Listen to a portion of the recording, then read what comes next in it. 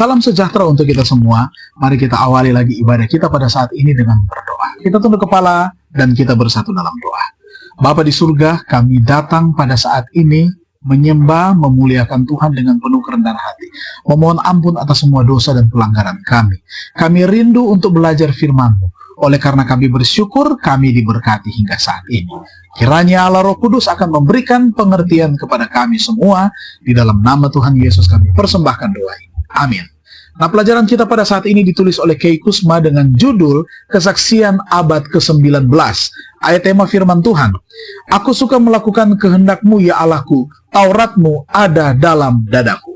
Mazmur 40 ayatnya yang ke-9. Kita ikuti akan penjelasannya. Epidemi difteri sedang berkecamuk. Nah, anak-anak sekarat seperti lalat. Ada kecemasan di setiap rumah. Meresepkan obat-obatan seperti arsenik adalah hal biasa.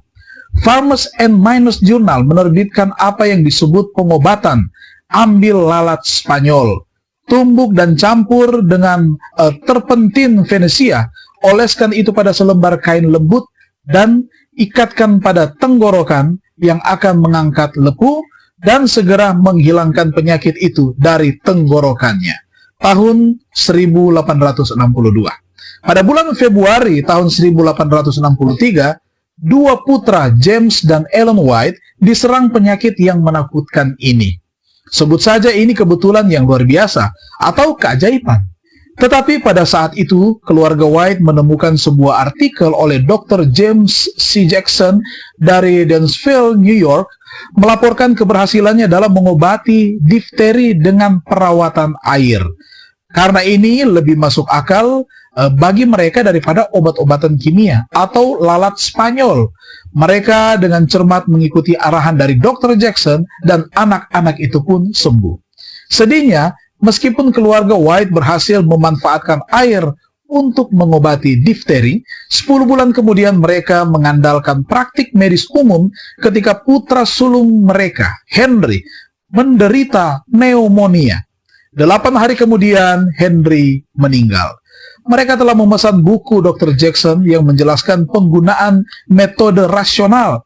Tetapi keluarga White terlalu sibuk bepergian, menulis dan berbicara untuk membuka dan membaca buku tersebut. Pada bulan Februari tahun 1864, putra mereka, Willie, menderita juga pneumonia. Dia sangat sakit hingga dia menggigau. Keluarga White dihadapkan pada dilema yang bisa mengakibatkan hidup atau kematian pada anak mereka.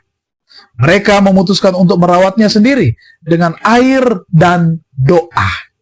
Selama 7 hari 7 malam, mereka terus menggunakan air untuk mengompres kepalanya dan mengganti kompres pada paru-parunya dan berdoa tanpa henti.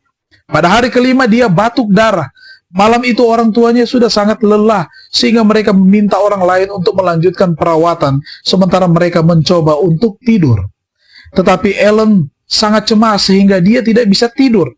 Karena merasa nafasnya tertekan, dia membuka pintu menuju sebuah aula besar dan langsung merasa lega dan pergi tidur.